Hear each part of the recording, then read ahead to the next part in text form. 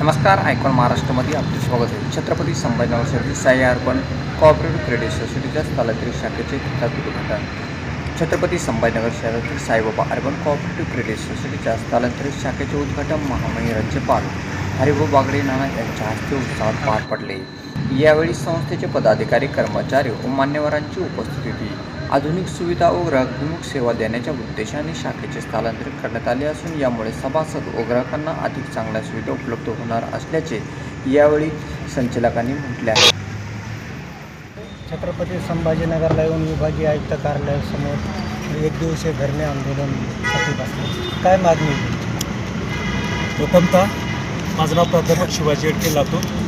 प्रथमतः आपल्या चॅनलच्या माध्यमातून हे सांगू इच्छितो सर की लातूर शहर आणि लातूर शहराच्या अनेक प्रॉब्लेम, असंख्य समस्यांनी ग्रासलेला लातूर जिल्हा आणि त्यातला सर्वात मोठा प्रॉब्लेम असा आहे सर, लातूर जहिराबाद हा जो महामार्ग आहे तो MSRDCच्या अंतर्गत कन्स्ट्रक्शन झालेला आहे, बरोबर. तर असंख्य विस्कळीत हा मार्ग, त्या मार्गाचं कन्स्ट्रक्शन प्रॉपर झालेलं नाही आहे. ज्या कॉन्ट्रॅक्टरला ती काम वर्ग करण्यात आलं होतं त्या कॉन्ट्रॅक्टरनी त्या कामाला न्याय देण्याचा कसलाही प्रयत्न त्या ठिकाणी केलेला नाही. सर, मी आपणास दाखवू शकतो की all of these are the defect part. आपण बघू शकता या इमेजेसमध्ये, गुगल इमेजेस आहेत आणि काही दिवसापूर्वीच या काढलेल्या इमेजेस आहेत. याच्यामध्ये आपण पाहू शकता की अक्षम्य प्रकारच्या या नॅशनल हायवे, या MSRDCच्या अंतर्गत असलेल्या नॅशनल हायवेला भेगा पडलेल्या आहेत. रस्त्याची व्यवस्था आपण पाहू शकता. याच्यामुळं काय झालं सर, आसपासच्या क्षेत्रातले जे काही व्हिलेजेस आहेत, छोटे छोटे गावं असतील, तालुके असतील आणि याच्यालगत असणाऱ्या काही वस्त्या असतील, अशा असंख्य गावामध्ये आणि वस्त्यामध्ये अनेक लोकांना मृत्यूचा सामना करावा लागला आहे. अनेक लोकांच्या त्या ठिकाणी जीव गेलेला आहे. अनेक लोक हँडिकॅप्ड झालेले आहेत. अनेक लोकांचे घरं रस्त्यावर आलेले आहेत. तरी पण जो कन्सर्न कॉन्ट्रॅक्टर होता किंवा MSRDC डिपार्टमेंट, कोणीही जबाबदारी त्या ठिकाणी सक्षमपणे घ्यायला तयार नाही आहे. MSRDC डिपार्टमेंटचं असं म्हणणं आहे की जो कन्सर्न कॉन्ट्रॅक्टर होता, ज्याला हे काम वर्ग करण्यात आलं होतं, त्या व्यक्तीनं सूचना दिल्यानंतरही त्याच्या लायबिलिटी पिरियडमध्ये या कामाचं कसल्याही प्रकारचं कम्प्लिशन केलेलं नाही आहे. आणि ज्यावेळेस आम्ही पाहिलंही सर्व गोष्टी, 4-5 ॲक्सिडेंट्स त्या रूटवरती एका दिवसामध्ये होत आहेत आणि आमच्या समक्ष अशी केस आली आणि आम्ही डायरेक्टली त्या कॉन्ट्रॅक्टर दालाला जेव्हा कॉल केला, त्यांनी म्हटलं माझं तुम्ही काही बिघडू शकत नाही, मी काम केलेलं आहे, माझा लायबिलिटी पिरियड संपलेला आहे, तुम्ही आणि ते शासन MSRDC डिपार्टमेंट बघू. तर अशा प्रकारच्या गैरवर्तणूक प्रत्येक व्यक्तीसोबत त्या कॉन्ट्रॅक्टरनी केलेल्या आहे. आता तुम्ही इथं येण्यापूर्वी जिल्हाधिकाऱ्यांना तिथल्या काही भेटले? निश्चितपणे सर, या निवेदनाच्या माध्यमातून लातूर जिल्ह्याचे जे कलेक्टर आहेत त्यांना मी पूर्ण ज्या गोष्टी आहेत निवेदन दिलेलं आहे. निवेदनामध्ये सगळ्या टेक्निकल बाबी, ज्या डिफेक्ट पार्ट आहेत नॅशनल हायवेच्या, त्या टेक्निकल बाबी आम्ही त्याच्यामध्ये कन्सिडर केलेल्या आहेत. बरं, हा सर काय आहे, हा सोशल इश्यू आहे, बरोबर आहे. हा एखाद्या व्यक्तीशी रिलेटेड नसून हा प्रत्येक व्यक्तीचा प्रॉब्लेम आहे. त्या रूटवरती जेवढे खेडेपाडी आहेत, जेवढ्या वस्त्या आहेत, त्याच्यामधल्या ज्या लोकांना या समस्यांमुळं ज्यांचे जीव गमवावे लागले, जे हँडिकॅप झाले, अशा असंख्य लोकांना त्या न्यायाची प्रतीक्षा आहे.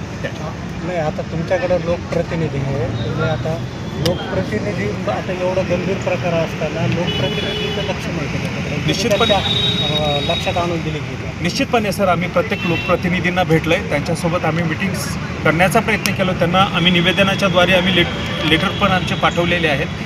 परंतु मला असं वाटतं की कुठलाही लोकप्रतिनिधी आणखी ग्राउंडपर्यंत आलेला नाही आहे. ही जी फार मोठी समस्या आहे, ग्रासलेली समस्या आहे, त्या समस्यासाठी अनेक आंदोलनं केले त्या ग्रामस्थांनी, तरी पण त्याला कुठेही न्याय कोणीही दिलेला नाही आहे. ना डिस्ट्रिक्ट कलेक्टरनी दिला आहे, ना MSRDCने दिला आहे, ना तो जो कन्सर्न कॉन्ट्रॅक्टर आहे त्यांनी दिला आहे. त्या अनुषंगाने ह्या सगळ्या गोष्टींचा अभ्यास करून आज आम्ही या उपविभागीय आयुक्त कार्यालयाच्या ठिकाणी आज एक दिवसीय जे धरणे आंदोलन आहे याचा पूर्ण प्लॅन करायचा. हा प्रश्न एका दिवसाने सुटणार नाही. आता लाक्षणिक उपोषण केल्यानं, लाक्षणिक धरणे आंदोलन दिल्यानंतर पुढची भूमिका काय असणार आहे? सर, आज आम्ही सकाळपासून या ठिकाणी बसलो आहे. आम्हाला अशी एक्सपेक्टेशन होती की माननीय आयुक्त साहेब या ठिकाणी येतील किंवा आम्हाला तरी बोलवतील, जेणेकरून हा जो गंभीर मुद्दा आहे आज महाराष्ट्राच्या समोर आदरणीय मुख्यमंत्री साहेबांना मी या ठिकाणी सांगू इच्छितो, एवढा गंभीर मुद्दा आज त्या गावाशिवारामधला प्रत्येक व्यक्ती मृत्यूशी झुंज देतं, कुठल्या तरी दवाखान्यात तो पडला असेल या सगळ्या डिफेक्शन्समुळं, कुणाचं तरी घर उजाडलं असेल, कुठला तरी कोणाला तरी कायमचा अपंगत्व आला असेल, असे सगळे लोक न्यायाच्या प्रतीक्षेत आहेत. त्याला भेटण्यासाठी कोणीही जात नाही आहे. आम्ही या ठिकाणी ती मागणी घेऊन आलो की बाबा ताबडतोब त्या रस्त्याचं दुरुस्तीकरण न करता त्याला रिकन्स्ट्रक्ट करावं, कारण दुरुस्ती करून केल्यानंतर ते अजून 4 दिवसात खराब होणार आहे सर, बरोबर आहे. पण असं होऊन सुद्धा आत्तापर्यंत आम्ही या ठिकाणी बसलो, आम्हाला मधल्या साईडनं माननीय आयुक्त साहेबांकडून कसल्याही प्रकारचं आणखी बोलावून आलं नाही आहे, किंवा आमचा हा जो प्रश्न आहे आम्ही वर्ग केलेला आहे साहेबांकडे, त्याच्यावरती कशा पद्धतीने ते ॲक्शन घेतील यांच्या प्रतीक्षेत आम्ही सगळे आहोत. मला नैसर्गिक पद्धतीने जे मुरुम उत्खनन होतं आहे, सरकारचा महसूल बुडतो, याच्याकडे कसं बघताय? सर, निश्चितपणे हा फार गंभीर प्रश्न आहे. प्रशासकीय स्तरावर जर विचार केला तर आताच आदरणीय विवेक भैया साळुंखे यांनी सांगितल्याप्रमाणे कोणीही प्रशासकीय अधिकारी या नैसर्गिक साधन संपत्तीकडे आणि त्याच्या ठेव्याकडे लक्ष देत नाही आहे.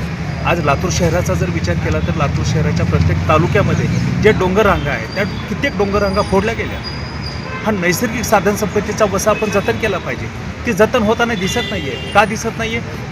बऱ्याचशा अधिकाऱ्यांच्या संगनमतीनं अशा प्रकारच्या डोंगरांना फोडून मुरुमाचा अति उपसा केला जातो आणि त्याचा अपव्यय केला जातो, आणि आपण आपल्याच हाताने आपल्या नैसर्गिक साधन संपत्तीला संपत्तीचा विनाश करत आहोत सर. तर मला असं वाटतं की आदरणीय माननीय मुख्यमंत्री साहेब, त्या जिल्ह्याचे कलेक्टर, मला असं वाटतं या साधन संपत्तीच्या जतनाकडे सर्वात अधिक लक्ष देणं आपण गरजेचं आहे. सर, आज तुम्ही विभागीय आयुक्त कार्यालयासमोर एक दिवसीय धरणे आंदोलन सुरू केलं, म्हणजे बसले, काय सांगाल त्याबद्दल? आम्हाला आज धरणे आंदोलन बसण्याची आवश्यकता याच लोकांनी आहे. मुळात आम्ही आमच्या कलेक्टर साहेबांना भेटलं. कलेक्टर साहेबांना भेटून आम्ही निवेदन दिलं की आमची रस्त्याची मागणी आहे, आणि दुसरं आहे ते मुरुम उत्खनन, अवैधरित्या मुरुम उत्खनन. रस्त्याबद्दल सरांनी तर व्यवस्थित बोललेलं आहे. मोजे बेंगोली तालुका शिवानपाळ जिल्हा लातूर, इथे छोटंसं खेडेगाव आहे. त्या गावामध्ये छोटंसं तलाव आहे, गावठाणं आहे, गायरान एरिया आहे. त्या गायरान एरियामध्ये अवैधरित्या मुरुम उत्खनन केलेलं आहे. एवढा मुरुम उत्खनन केला की त्याला सर्वे नंबर 118, 100, 119मधली परवानगी होती, पण मग गायरान जमिनीतला मुरुम उत्खनन त्या कॉन्ट्रॅक्टदारानं केलेलं आहे. तर ती एवढं उत्खनन केलं आहे की तिथं कंप्लीट 30 ते 40 फूट मुरुम खाल्ला आहे. प्रशासनाला आम्ही मान्य तहसीलदार साहेबांना कॉल केला. तहसीलदार साहेब म्हणले याविषयी मला काहीच माहिती नाही.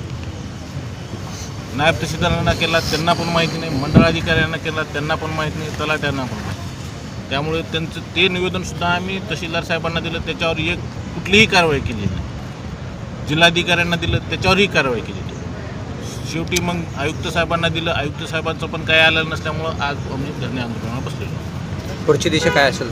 आता जर हे आमचं आजच्या धरणे आंदोलनावर जर आयुक्त साहेबांनी काही ॲक्शन नाही घेतली तर आम्ही येणाऱ्या 20 तारखेला, म्हणजे पुढच्या सोमवारी आझाद मैदान येथे आम्ही मंत्रालयात आंदोलन करणार आहे.